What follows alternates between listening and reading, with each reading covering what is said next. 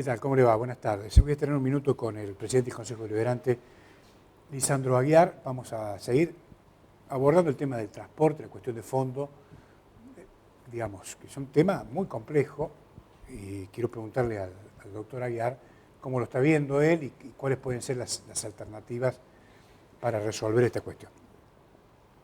Definitivamente.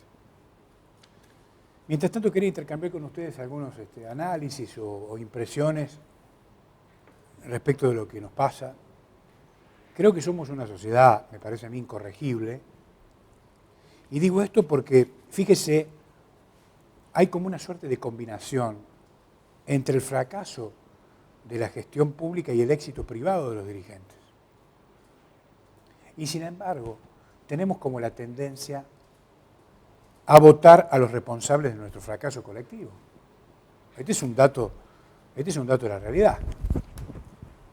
Y haciendo una suerte de revisionismo, si usted quiere, rápido, histórico, y en este contexto, cómo ha sido el comportamiento del electorado, podemos decir que, por ejemplo, con Menem, cuya marca emblemática fue la corrupción, se lo terminó votando. Si hablamos de incompetencia, fíjese lo que fue la alianza y el final de Fernando de la Rúa, recientemente fallecido, también se lo votó. Y luego llegó el kirchnerismo, cuya característica que lo diferencia del resto es la mentira. Estos muchachos han hecho de la mentira un arte, francamente. Es decir que votamos la corrupción, votamos la inoperancia, votamos la mentira. La pregunta es, ¿qué nos pasa? La verdad yo no lo sé. De manera que la mentira política se vive en todos los sistemas y en todos los países. Esto es otro dato de la realidad.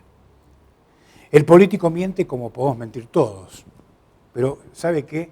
Hay una diferencia.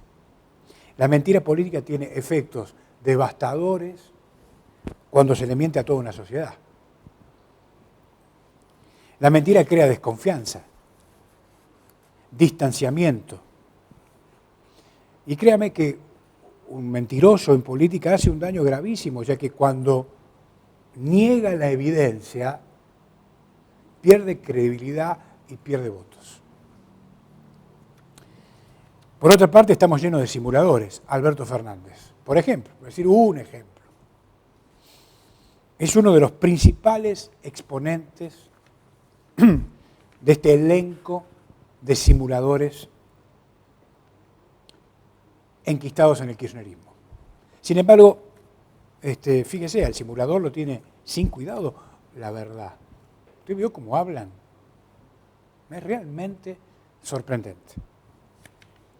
Cuando estos personajes dicen defender lo público, cuidado, que lo que en realidad vienen a defender es lo privado, es decir, los negocios. Ahora, creo que esto tiene un final corto. Creo que la sociedad, por lo menos esta es mi impresión, viene protagonizando un proceso de maduración muy importante, muy importante.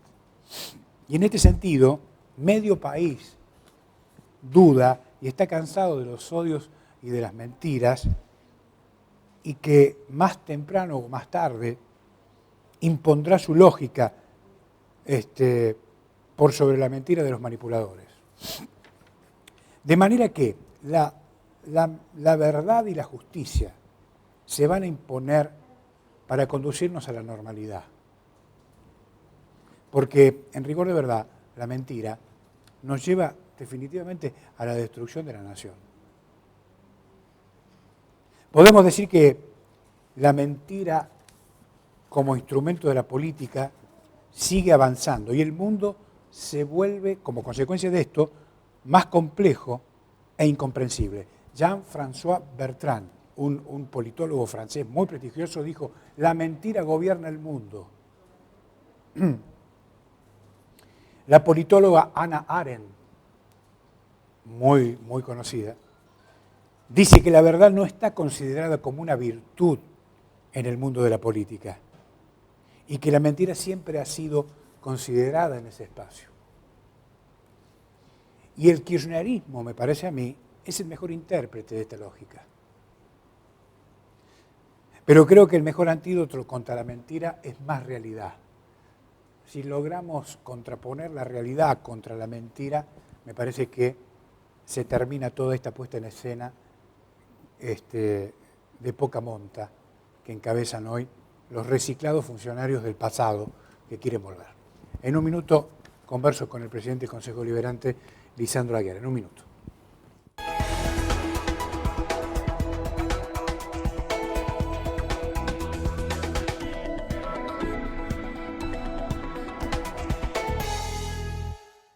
Gracias, director, muy amable. Lisandro Aguiar con nosotros. ¿Cómo le va? Gracias por venir. Muchísimas gracias por la invitación, Alejandro. Un placer. Muy buenas tardes a toda la audiencia. Bueno, cuénteme, ¿se termina la película del transporte o no? Bueno, estamos... ¿O recién empieza? Yo creo que va a ser una situación compleja. Recién en tu editorial decías justamente que hay que hablar con la verdad. Y creo que esto es fundamental. Explicar a la población, explicar al vecino y siempre decir la verdad sobre las distintas cuestiones. Esto ha tenido un trasfondo que se inicia en el año pasado, cuando se dicta la nueva ley de presupuesto. Esta ley de presupuesto establecía claramente que los subsidios nacionales que se habían pagado a lo largo de los últimos 12 años, 13 años, muchas veces sin mayores controles, muchas veces despilfarrando recursos públicos, dejaban de pagarse. Y a partir de allí hubo una transformación en todos los sistemas de transporte del país, donde las provincias, los municipios tuvieron que hacerse cargo de gran parte de lo que es la prestación del servicio. Hoy efectivamente el sistema tiene un déficit que está sobre todo dado por el proceso inflacionario que se ha dado en el último tiempo, el particular incremento del gasoil. El gasoil tuvo un incremento muy importante desde fines del año pasado a lo que es hoy. Y también está dado por una paritaria que se acaba de cerrar en Buenos Aires, que en realidad no hubo acuerdo, pero el Ministerio de Trabajo dictó una resolución, la 892, por el cual se otorga a todos los trabajadores del sistema del transporte una readecuación salarial del 20% y un bono no contributivo, no remunerativo de 16.000 pesos. Bueno, todo esto es lo que hay que analizar. En base a eso, en el Consejo Deliberante nos reunimos, recibimos a los empresarios, recibimos al órgano de aplicación de lo que es la normativa de transporte en el ámbito de la Municipalidad de San Salvador de Jujuy, la Secretaría de Servicios Públicos, y en base a eso dictamos una ordenanza que declara la emergencia en el sistema. A tu pregunta concreta, si hemos declarado la emergencia por 2 años, es porque consideramos que lejos de estar solucionado, vamos a tener que trabajar distintos actores en este periodo para solucionar definitivamente y poder paliar la situación que se está viviendo en el sistema de transporte. En ese mismo marco de la ordenanza se le ordena al Ejecutivo en un plazo de 15 días, en un plazo perentorio, la realización de un estudio pormenorizado. Ahí quiero hacer particular hincapié en el tema de los datos. La verdad que el municipio viene haciendo de la política de transporte una política de Estado. Y en ese marco hemos adherido al sistema SUBE, al sistema único de boleto electrónico, y a través de este sistema podemos contar con información muy precisa, muy detallada, muy transparente de todo el sistema. Esto no lo teníamos antes. Antes los estudios de costos se realizaban con declaraciones juradas de los empresarios. Hoy la autoridad de aplicación, que es la Secretaría de Servicios Públicos del municipio, ingresa a una computadora, toma la línea que desea tomar o la empresa que desea saber y sabe exactamente cuántos pasajeros transportó, cuántos de esos pasajeros pagaron la tarifa plana, cuántos de esos pasajeros pagaron con atributo social, que paga el 45% del valor del boleto, cuántos de esos pasajeros eran BEGU, boleto estudiantil gratuito universal, cuántos discapacitados. Sabemos exactamente cuántos kilómetros recorren cada empresa, incluso por unidades. Es más, hasta, esto quizás es anecdótico, pero tenemos hasta el dato de cuál es el chofer que maneja cada unidad del sistema de transporte dentro de la ciudad. Estos elementos son fundamentales para conocer acabadamente el sistema de transporte. Ahora, Lisandro, estaba viendo un informe, esta mañana Silvia lo comentaba en la radio, IDESA, un informe nacional sobre el tema de la discusión del salario, entiendo, del transporte, y veo unas asimetrías realmente muy, muy impresionantes respecto de lo que ganan los choferes en la capital federal en relación con el norte argentino. Ahora, en rigor, digamos, haciendo alusión al tema de la verdad, ¿no llegó la hora de decir la verdad respecto de un mercado con el otro? Totalmente, son mercados absolutamente distintos y parten sobre todo de los consumidores de ese mercado, de los usuarios. Capital Federal y gran parte del Gran Buenos Aires tienen ingresos per cápita muy superiores al de los usuarios de nuestra provincia, de nuestra ciudad. Y por supuesto que pagar sueldos iguales a los de Capital Federal, cuando el propio usuario no puede pagar en la misma magnitud que pagan en otras jurisdicciones, es una cuestión que me parece que es muy de fondo y que sí, tiene que estar dentro del ámbito de discusión y tiene que estar dentro del planteo que debe realizarse, porque las cargas laborales, puntualmente lo que es salarios y contribuciones, representan aproximadamente dentro de la estructura de costos del sistema del transporte un 40%. Este dato no es menor, porque cualquier incremento salarial impacta directamente en la estructura de costos, y cuando digo que impacta en la estructura de costos, impacta directamente en el usuario, que es en definitiva el que paga a través de su pasaje, a través de su pago del boleto, el salario de los trabajadores del sistema de transporte. Ahora, esto ya, ¿usted ha tenido una charla preliminar, por ejemplo, con la gente de la UTA, comentando estas cosas o no? Hemos charlado diversas cuestiones con la UTA, particularmente yo les he planteado, y se los he dicho personalmente y también telefónicamente, que la medida de fuerza de la semana pasada nos pareció irracional.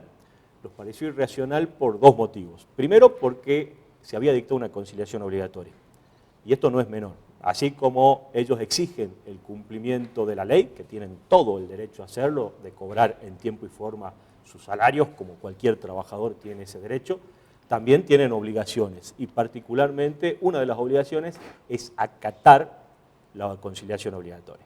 Esto no es menor porque este instituto nos hubiese dado quizás el tiempo necesario para resolver el conflicto sin que el usuario sea el principal perjudicado, sin que el vecino de la ciudad tenga que sufrir esto que realmente fue muy duro para muchas personas cuyo único medio de transporte es el colectivo. Así que esto lo hemos planteado y por supuesto todos estos temas están dentro de la mesa de debate y de la mesa de diálogo, porque nosotros creemos firmemente que dialogando se pueden resolver las situaciones. ¿Y usted cree que se van a entender estas cosas que son, me parece a mí, Sí, yo creo que hay que buscar diversas herramientas. Estamos trabajando no solamente en el tema salarial, sino en varios aspectos que hay que analizarlos, hay que presentarlos a los empresarios, hay que pedirles que sean empresarios, que se sienten lo que es los costos de sus respectivas empresas. En algún momento quizás por la gran cantidad de recursos y de subsidios que se recibían del gobierno nacional, no prestaban puntual atención a cada uno de los ítems, pero debemos ser más eficientes en la prestación del servicio por el bien de los vecinos de nuestra ciudad, y ahí hay una responsabilidad empresarial muy, muy grande, que deben mejorar lo que son los recorridos, que deben mejorar lo que son las frecuencias, gastando menos. Esto es un desafío que realmente es importante. También estamos analizando situaciones de fraudes. Esto es un dato muy... ¿De qué tipo? Es una situación muy grave y no querida. Gente que, por ejemplo, utiliza la tarjeta del BEGU, del Boleto Estudiantil Gratuito y Universal de su hijo, y en realidad el hijo va caminando a la escuela o va en bicicleta y el padre utiliza la tarjeta. También hemos detectado gente que utiliza la tarjeta de discapacitados, es decir, tiene un pariente, un amigo discapacitado y directamente usa la tarjeta para viajar gratuitamente. Esto es claramente un fraude a la ley porque los beneficios no están dados para esas personas, sino que están dados para que el estudiante pueda ir a la escuela, para que el estudiante tenga acceso a la educación o para que el discapacitado pueda realizar sus tratamientos o realizar sus actividades recreativas, pero no para que alguien que no está beneficiado tenga acceso a este tipo de transporte. Bueno, acá hay un tema que usted me decía antes fuera de cámara, es un problema de plata. ¿De dónde van a sacar los recursos? Bueno, esto creo que hay que ser absolutamente franco. Una vez que tengamos el estudio de costos ya definitivo, se analizará cuánto es exactamente los recursos que están faltándole al sistema y en base a eso habrá que hacer un juego armónico entre tarifa y subsidios. y los subsidios pueden ser tanto del gobierno nacional, provincial o incluso el municipal, por supuesto cada uno de acuerdo a su capacidad y a sus arcas, pero creemos que es la forma de ir paliando esta situación. Es más, dentro de la ordenanza que hemos sancionado, ya lo autorizamos al Ejecutivo Municipal a modificar el monto que se paga por compensación del boleto estudiantil gratuito universal.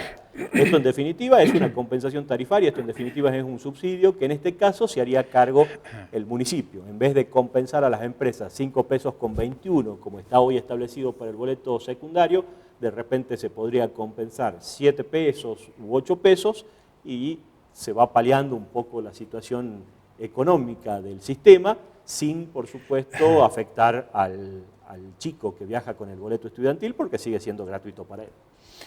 ¿Usted está en condiciones de reconocer que se llega tarde a veces a La verdad que ha sido, a los problemas o no? Ha sido un proceso arduo, puntualmente incluso el municipio se puso al pie del cañón, inmediatamente se dictó la ley de presupuesto y se estableció que se iba a generar un fondo extra a nivel nacional y somos 3 jurisdicciones en el país que hemos logrado esos recursos. Esto también hay que decirlo porque si no por ahí queda como que no se estuvo trabajando en este tema. ¿De dónde viene eso? Exacto, eso viene del presupuesto nacional, es un fondo que había dejado establecido el presupuesto nacional de 6.500 millones de pesos para todo el país y solamente aquellas jurisdicciones que lo puedan completar. Había una serie de información, una serie de requisitos que presentar para poder acceder. Hemos accedido nosotros, somos el 0.14% del fondo total. ¿Y eso cuánto es? Pero representa aproximadamente 130 millones de pesos al año. ¿Y eso dónde se inyecta? Eso se inyecta al sistema de transporte de la ciudad. Alcanza. No alcanza. Es más, esto se suma a los casi 45 millones mensuales que está aportando el gobierno 170. nacional. Hasta ahí.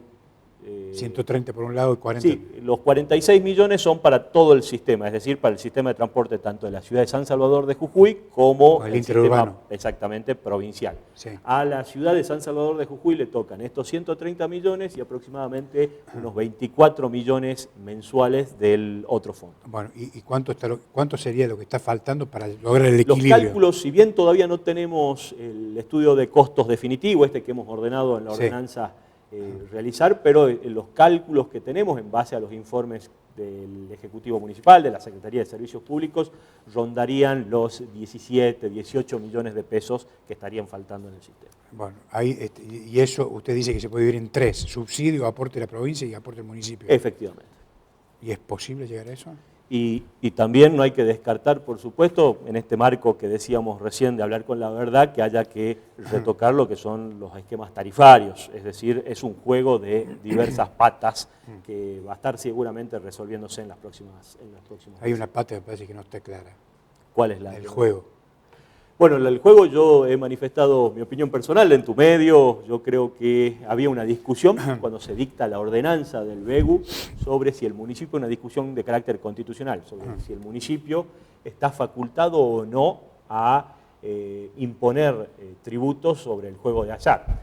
Esta discusión de alguna manera ha quedado saldada cuando se dicta la ley provincial del BEGU que establece esa posibilidad. Así que yo creo que hay que tomar este camino. Incluso yo lo he charlado con el secretario, con el ministro de Hacienda de la provincia, y bueno, él está dispuesto a avanzar. Hay que terminar de dictar algunas reglamentaciones y buscar algunos recursos que son necesarios. Está muy bien. Bueno, ¿cuándo se vuelven a reunir? ¿Van a seguir las reuniones periódicas? Sí, las reuniones están permanentes. Más, yo vengo de reuniones en el transcurso de la mañana sobre esta materia. Estaban avanzando en lo que es el estudio de costos que se ha solicitado, y con este elemento seguramente vamos a poder reunirnos con las autoridades de la UTA, por supuesto los empresarios en el sistema de transporte y con autoridades provinciales. Además, hay pautada una reunión el día jueves en el Ministerio de Trabajo de la Nación, en Buenos Aires, donde han sido invitadas las autoridades de aplicación, las autoridades concedentes de los sistemas de transporte del interior del país,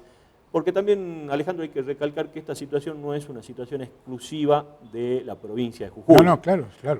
Tucumán, Salta, Santiago del Estero, han tenido situaciones, Paraná ha tenido una situación muy grave en este sentido, con paros también muy prolongados. Ahora, en el caso de Córdoba, que lo comentábamos acá con nuestros compañeros, se creó un fondo fiduciario. Sí, ¿Esta figura es posible o no? Sí, son opciones. El caso de Córdoba, yo siempre digo que por un lado es muy interesante y por el otro lado no es tanto, Ajá. porque resulta que tienen la tarifa más alta del país. En estos momentos, un usuario del sistema de transporte de Córdoba está pagando 28 pesos el boleto, o sea, 10 pesos más de lo que se paga acá en la ciudad de Jujuy.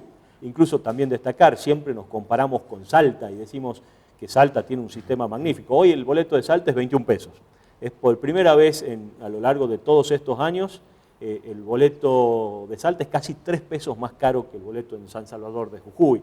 Estas situaciones también hay que plantearlas, también hay que decirlas, porque si no, por ahí nos comparamos con otras ciudades. Por supuesto, cada sistema tiene sus cosas buenas y sus cosas no tan buenas, y creo que hay que tomar lo mejor de las distintas opciones y transformarlas para que podamos tener un mejor servicio. Si esto no llega a prosperar, doctor, un modelo como el de Salta, ¿es viable para la provincia de Jujuy o no? Bueno, esto Sí, técnicamente... ¿En algún momento se ha conversado o no? Técnicamente hablando, yo no soy muy amigo del sistema de Salta. El sistema de Salta ha eliminado lo que es el riesgo empresarial a los empresarios, porque Salta no es un sistema público, lo prestan particulares al servicio.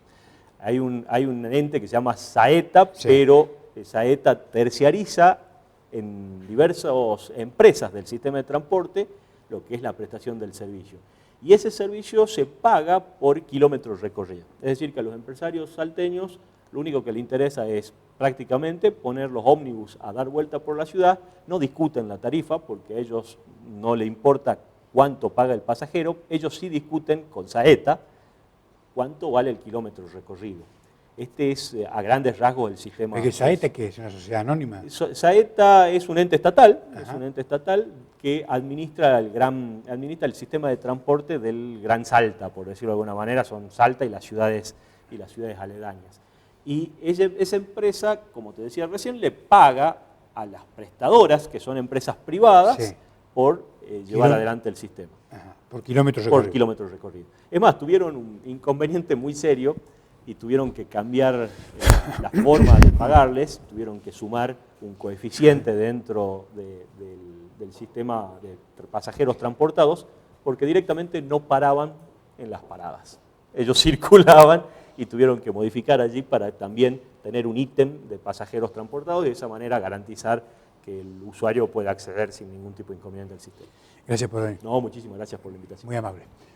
Lisandro Aguiar, el presidente del Consejo Deliberante con nosotros. Chau.